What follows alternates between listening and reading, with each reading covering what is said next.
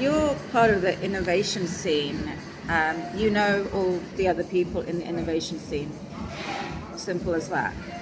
If you've been in it for 20 years, 30 years, they know you, you know them, you've done projects with them, they give you a piece of work, they know your skill set, they protect you, they have written work with you as well. You've co-written work with them. You've been on applications for funding with innovators, in the top innovators in the world. As I said, Mel Slater, he's probably the most well-known virtual reality pioneer of the last 50 years. Over the last 50 years, obviously I've met him and his wife. I saw her present work. Obviously he's called me up a number of times and spoken about very specific work as well, specifically for VR. He's had a lot of students. I'm probably too qualified to be a student, so he's never asked me to join a PhD group. I mean, not qualified, too experienced. He spoke to me as an equal. I brought something different to the table to what he does. He doesn't really do interfaces with hardware. He's very, very specific. Though I'm sure he's developed a lot of robots through his work. But and Patrick Haggard as well. He's the head of brain science at UCL. He spoke to me personally. I went to his lab. All of these academics who are, the top of their field, and they have been for decades, and they bring in billions of pounds worth of funding. They know, I have spent time with them. Many others as well, many other top-level academics. Of course, Camille, she's put me in her book. She approached me, she's put me in her book. Phoenix, of course, knows everybody. I mean, I suspect she's a billionaire herself. She's been in bloody technology for so long. And the work that she's done has been so pioneering. And she was in San Francisco since the blooming 90s. So all of these kind of people not only know me, they know my work, they've worked with me, I've worked in their labs, I've worked with their teams. They've written papers which have included my work and referenced it. We've co-written papers. We've presented work together. I've presented to their students. They write letters of recommendation for me. Because if you are an innovator, obviously, even if you're self-funded, the only way you can innovate to such a high level is through people with technological skills of such high level. And how would I, as a self-funded person, get people who would probably charge £1,000 a day at least? How would I get that? It's because research departments basically offered me their team for projects. That's the only way you can do it. There is no other way you could do it. It was useful for them to have someone like me working with their team, and it was useful for me. It was an exchange, it was an intellectual exchange at the right level. And I've done that. That's how I've operated. And we all kept our own IP. They got more funding because I was on their projects. I got access. It would have cost me probably hundreds of thousands of pounds to develop some of my projects in that way. There's absolutely no other way I could have, and they were very artistic and experimental with complete intellectual freedom, with no remit. I was just given a team of specifically 2 people, but the wider team was possibly about 20 people of the, say, top people in AI and VR and immersive work with the top departments. how like they got millions of pounds worth of funding, and they gave me access to that. Basically, I wouldn't be able to recruit those people because I don't have millions of pounds worth of. Well, if I did have that funding, I would have to answer to people who don't understand my work, because they'd be like going, you don't have the right clothes, you don't really look like a pioneer, so you can't go in today. So the academic world of these top people, including people outside of creative technology as well, and pure science, in fact, and pure technology, and pure art as well. They have, we have worked together on things. If they have never approached you, it means that obviously you can't, you've never tried to do that work, because you would have met these people. You would have met all of these people, and Andy Lomas as well. He's like a LA sci-fi pioneer. He's got his own technology, and a number of times we've spoken about how we're going to do artistic work with audio, in fact. And in fact, his work specifically is AI generated visuals of organic, like of cells. If you do not know his work, he's one of the most award-winning artists in my field. He's also extremely well known in LA as well, and throughout academia. And we have met so many times about working together.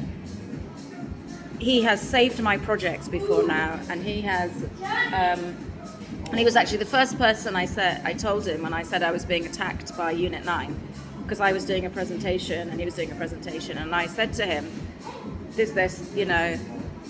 they're attacking even Persia at her school through their horrible whatever they do. And he just said, I'm really sorry this is happening to you. What a horrible thing to happen. Not only did he believe me, he was like, that's horrific. He wasn't even surprised. They're obviously well known for it. He's from LA. If you have never ever met these people and you're part of that scene and worked with them and had meetings and be able to talk about those meetings, and these are very, very clever people. He must know Gareth very, very well, right? He must know Nolan and Gareth extremely well, because it's the same crowd. It's the same, way of thinking, the polymathic way. He actually taught at Bartlett, which is, the architecture school, interestingly enough, Andy. So these have been my previous collaborators, and do you know what? None of them tried to steal my work, not one. Not one of them tried to steal my work, quite the opposite. They promoted it and tried to get me funding. Their work is separate. And quite the opposite, they protected my work and made sure that my name was on my work. That's what they did. My name was on my work, their name is on their work.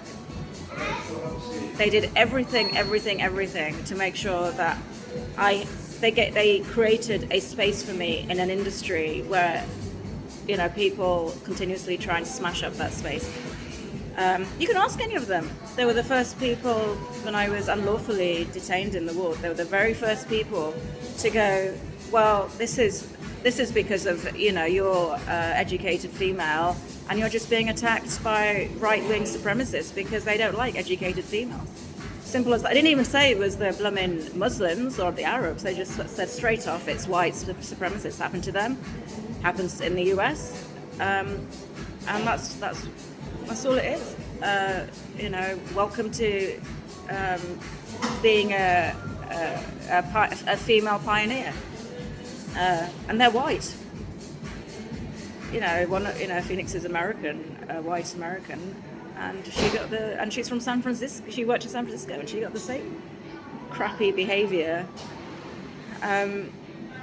But yeah, so you would know all these people and they would protect you. If they are not protecting you or having nothing to do with you, that also includes all of Hackspace and South London Makerspace. People like Morris, who clearly was one of the founders of like MySpace or Reddit or equivalent. It's ridiculous. Like, you would know these people, wouldn't you? You would know these people. If you've never done any collaboration with these top level technology pioneers and they haven't protected your work and platformed it and put your name along with their names, and noted that I never try to pretend their work was mine. Why would I? I respect them. It's not something that we do. It's just not something we do in innovation. It'd be a laughing stock. Like, why would you do it? God, go into something where you want to copy someone. If you want to do innovation, innovate. Sit there and think of something that you want to do. God, like, that's the point of innovation, is sitting there and having ideas. If you don't like having ideas, then, I don't know, do something else. Be an actor or something. I don't know. You know, make that your thing.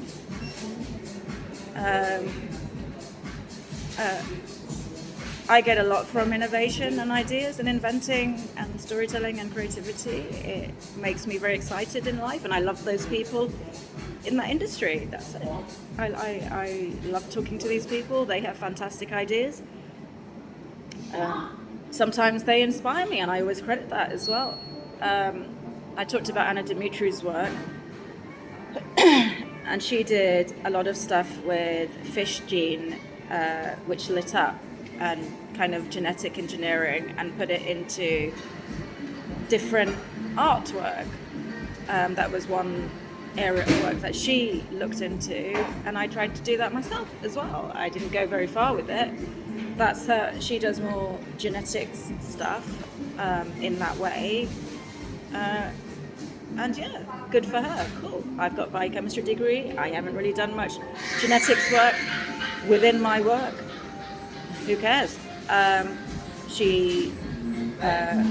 she probably knows a lot more about genetics and what's happening in genetics right now than I do. Good for her.